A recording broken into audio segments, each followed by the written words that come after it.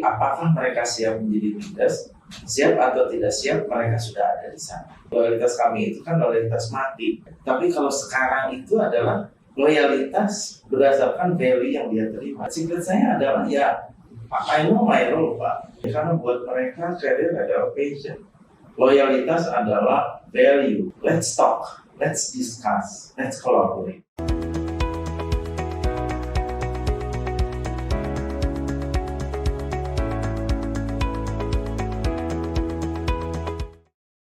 Good day Avenuers, kembali lagi di Avenue Podcast Projection, Project Management in Online Network.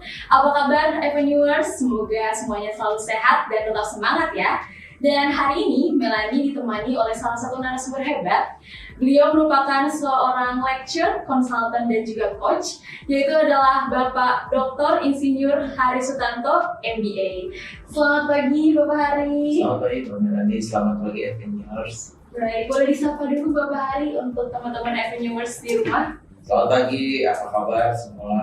Semoga sehat-sehat selalu, jangan lupa karena kita masih pandemi. Betul, baik. Bapak sehat ya? Alhamdulillah. Alhamdulillah. Siap untuk mengisi podcast pada hari ini ya? Siap.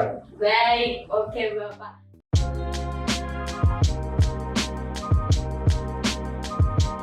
Tahu nih saya sebenarnya tuh saat ini di era yang sebelumnya Gen Y ini, mereka itu kan sekarang itu pastinya sudah menjadi leaders ya Bapak.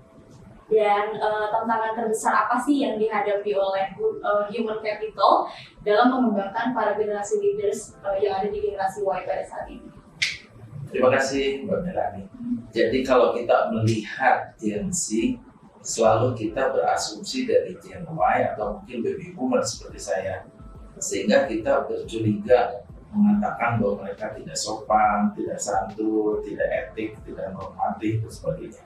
Tetapi saya berpandangan dari interaksi saya dengan para mahasiswa, persepsi itu jadinya tidak sepenuhnya benar.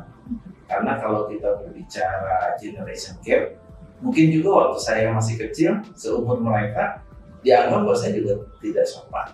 Jadi apakah mereka siap menjadi leaders? Siap atau tidak siap, mereka sudah ada di sana.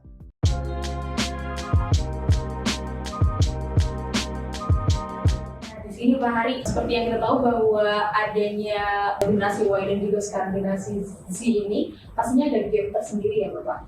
Nah, di sini bagaimana untuk mengatasi perbedaan gap tersebut yang dilihat dari sisi human capital ini Bapak? Terima kasih Mbak Melanie. Betul, jadi masing-masing generasi itu mewakili zaman, mewakili era. Generation gap itu adalah sesuatu yang normatif. Kalau saya amati dari sekian banyak perubahan generation, itu pasti generation yang baru selalu dicurigai oleh generation yang lebih lama. Why? Generasi oleh ibu-ibu, sekarang sih dicurigai oleh generation Z. Dan generation Z yang paling muncul belakangan ini, sebetulnya mereka kan sudah tidak dalam normatif yang lama. Kalau zaman lama sih kita berbicara atas keindahan, negara, kearifan jinawi. Kalau sekarang malah katakan what's in me, what's next after that. Dan itulah yang harus kita terima mereka. Karena kalau tidak diterima mereka akan menjadi tidak nyaman dan mereka akan exit dari perusahaan kita dan kita sendiri akan rugi. Toh mereka akan dan sudah menjadi leaders, dan itulah fungsinya HJ untuk melihat dan menggali mereka dan menempatkan mereka sebagai person yang in charge dalam posisi mereka. Baik, Bapak luar biasa sekali atas insight-nya Pak Hari.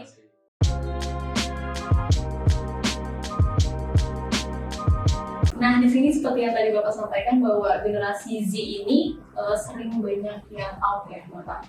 Dan karakteristiknya juga sering quite quitting, seperti pulang tenggo, hanya mengerjakan semuanya itu berdasarkan porsi yang mereka dapatkan saja, seperti itu. Nah, di sini ada nggak sih Pak pandangan dari human capital melihat dari karakteristik yang unik dari generasi Z tersebut?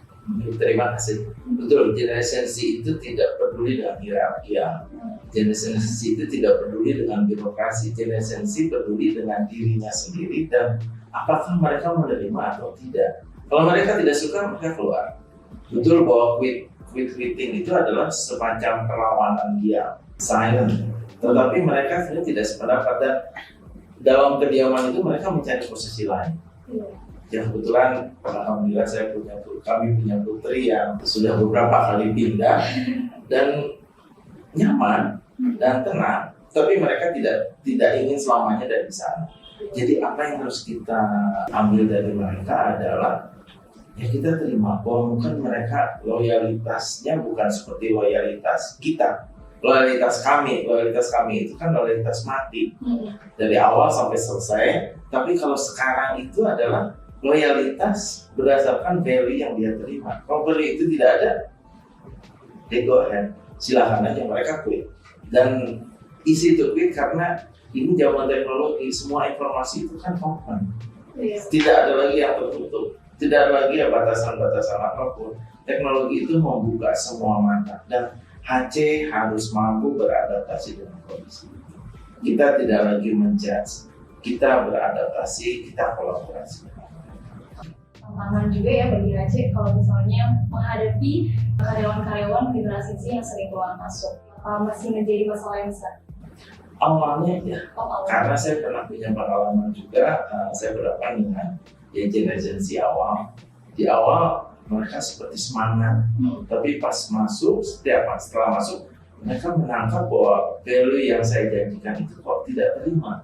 Dan mereka datang pada saya dan kemudian, mohon maaf Pak, saya harus terpaksa pindah. Saya katakan, it's yours. Silakan bandingkan dengan dunia luar. Ternyata pada 1 minggu setelah itu, mereka telepon saya kembali dan mengatakan saya akan kembali pada Bapak. Karena ternyata dunia luar pun tidak lebih baik.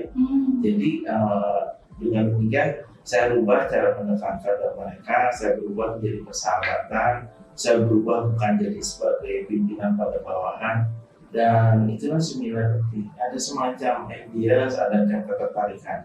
Dan anak-anak itu sudah menginjak 12 tahun yang lalu, sekarang mereka sudah level Q5 dan mereka sangat terima saya dan mereka mengatakan, Bapaklah yang membuka mata kami, Bapaklah orang yang menerima kami apa adanya. Dan saya mencoba menerapkan itu kepada mahasiswa saya dan sebagainya bahwa let's talk, let's discuss, let's collaborate. Jangan kita seperti memisah-misahkan. Itu mungkin harus kita sampaikan pada mereka. Oke, let's kolaboratif ya. Yes. Untuk menghadapi gap yang ada di generasi Y dan juga generasi Z.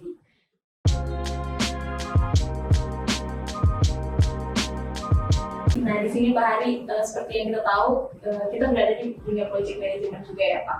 Dan di sini banyak sekali perusahaan yang memang banyak project base-nya seperti itu. Nah, ada nggak sih keunggulan yang dimiliki oleh karyawan generasi Z saat berada di suatu project yang dilakukan oleh perusahaan?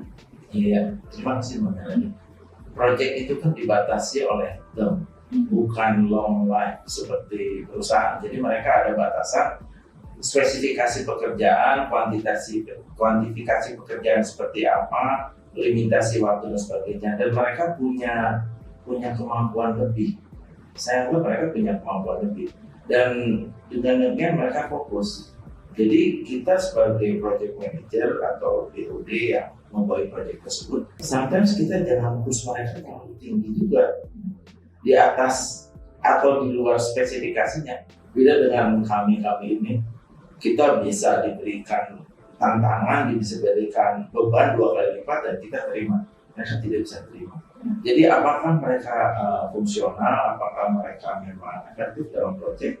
Yes, mereka akan efektif.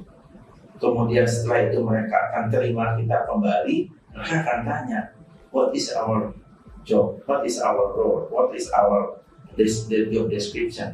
Setelah itu mereka terima dan mereka katakanlah seperti kontraktual ya. Jadi buat saya, that's the value of now. Kita tidak lagi berbicara the value of the past, karena past is already in the history. Sekarang kita harus now and future. Wah, keren banget. Past is the story. We are focused to the future. People are the future. Oke.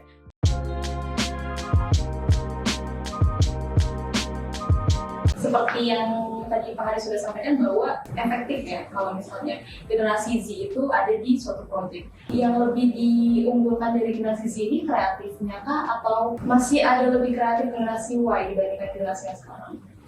Mereka lebih kreatif. Mereka lebih kreatif. Mereka tidak ada takutnya. Oh, okay. Kalau saya katakan mereka tidak takutnya, kalau kami itu masih berpikir rambu. Kita masih berpikir sekat, mereka tidak berpikir sekat. Bahkan mereka mengatakan kalau datang ke satu project dan ada bosnya, mereka mengatakan you not my boss, you my team. Kalau generation Y atau lebih tua mengatakan bahwa itu mereka tidak sopan, mereka katakan itu bukan sopan.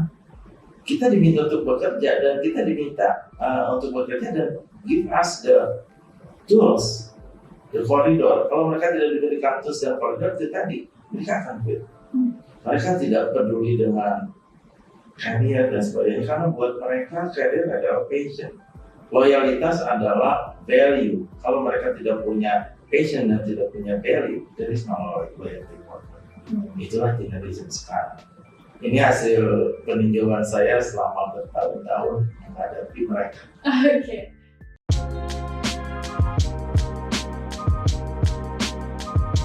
Nah di sini ada pertanyaan yang menarik juga nih, bahwa di generasi sekarang itu banyak isu tentang mental health nih, Pak Hari. Banyak sekali generasi Z kayak, aduh dikit-dikit kena mentalnya nih, gitu kan.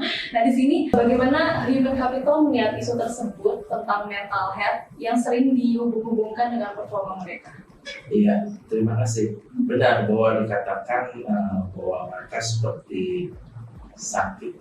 Dalam tanda kutip mereka tidak mampu beradaptasi dengan kondisi, dan kami atau HC menganggap itu adalah perbedaan. Ada semacam penyimpangan dari standar dan norma. Saya hanya mengatakan bahwa standar dan normanya apa? Standar dan normanya norma lama, bukan norma sekarang. Mungkin sudah ada waktunya bagi perusahaan atau proyek untuk mencoba men-state ulang what is the norm, what is the value. Kalau value-nya kita sudah sesuai dengan mereka, ajaklah mereka untuk mengatakan bahwa ini yang kita mau, bukan apa yang Anda mau, karena yang pekerjaan buat mereka adalah that is value and passion. Without that, kita mengatakan bahwa mereka sakit, mereka tidak align dan sebagainya. Maksudnya bukan karena itu. Jangan terlalu banyak membebani mereka dengan persepsi kita. Saya juga awalnya demikian, tapi saya pikir bahwa kita harus bertransformasi, kita harus berevolusi cepat. Tentu ada yang hebat, ada yang tidak hebat, ada yang kurang hebat, sama saja. Demikian mengenai. Baik, luar biasa sekali Pak Hari atas insight yang telah diberikan.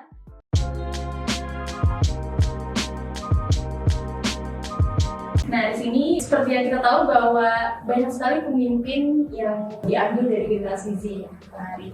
Nah, di sini menurut Pak Hari sendiri, generasi Z itu cocok gak sih untuk menjadi pemimpin pada generasi sekarang? Dan tips seperti apa bagi mereka untuk menjadi leader yang baik dan juga tips untuk berkarir yang cocok bagi generasi sekarang?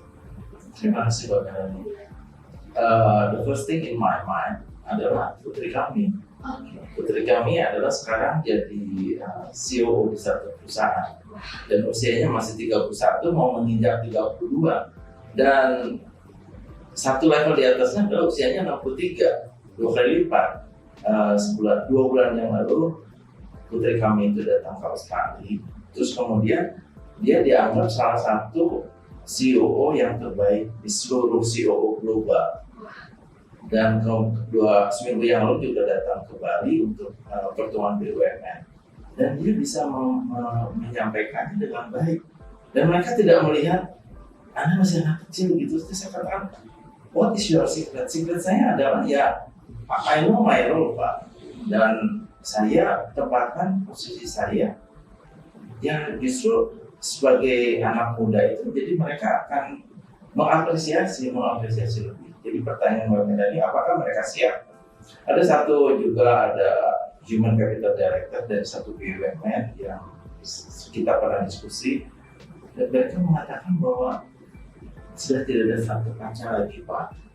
buat anak-anak muda seperti kami itu, pekerjaan itu adalah journey, pekerjaan itu adalah enjoy, dan without that jangan harap kami akan enjoy dan ada di sini. Jadi world is changing ya, dan kemudian perubahan itu adalah harus kita terima, terutama dari mental, kesiapan, persepsi, work habit, work ambience dan sebagainya, khususnya dengan kedatangan para generasi.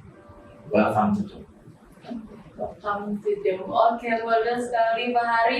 Nah, Pak Hari di sini kita sudah ada di penghujung podcast pada hari ini. Boleh disampaikan closing remark-nya kepada teman-teman Avenuers. Mungkin ada generasi Y yang masih jadi leader saat ini atau generasi Z yang ingin menjadi leader.